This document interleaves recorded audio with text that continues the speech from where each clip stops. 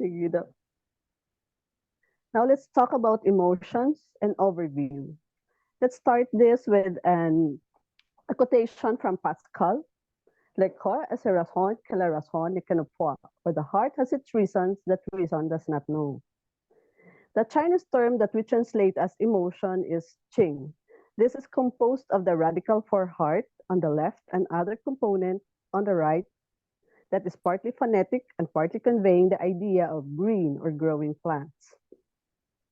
The word the word emotion itself is not a good term to indicate Chinese view of the emotional causes of disease. The word emotion derives from Latin and it refers to imuere, that is to move out. It is used to indicate any feeling of the mind moving outwards or being moved as distinct from the cognitive or the volitional states of consciousness. In this sense, the term emotion may refer to any feeling such as fear, joy, hope, surprise, desire, aversion, pleasure, and pain, and is therefore not entirely suitable as a term denoting the emotions as they are understood in Chinese medicine. In fact, emotions are considered in Chinese medicine as causes of disease, and some of the emotions just mentioned, example surprise, are not causes of disease. It is interesting to note that the word used to indicate a suffering of the mind, as they are in Chinese medicine, originally was passion rather than emotion. The word passion derives from the Latin verb patire, which means to suffer, and it would therefore be a better translation of the Chinese word qing in the context of emotion as causes of disease.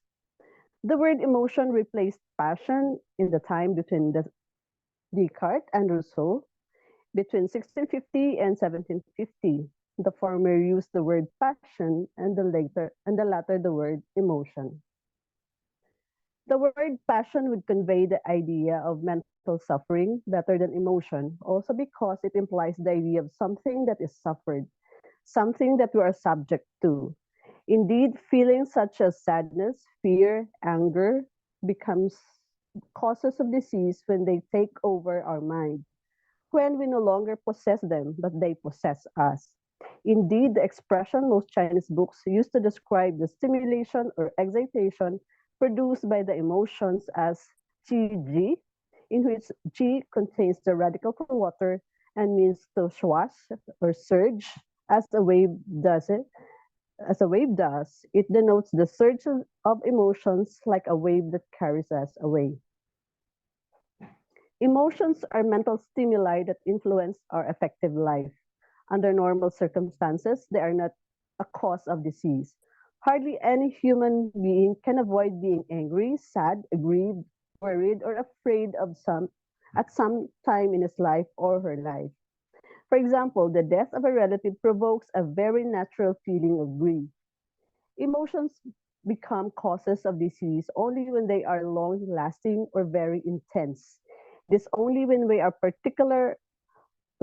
in a particular emotional state for a long time, as in months or years, that this state becomes a cause of disease. For example, if a particular family or work situation makes us angry and frustrated in an ongoing way, this will affect the liver and cause an internal disharmony.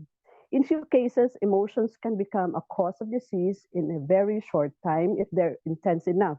Shock is the best example of such a situation. Thank you for listening.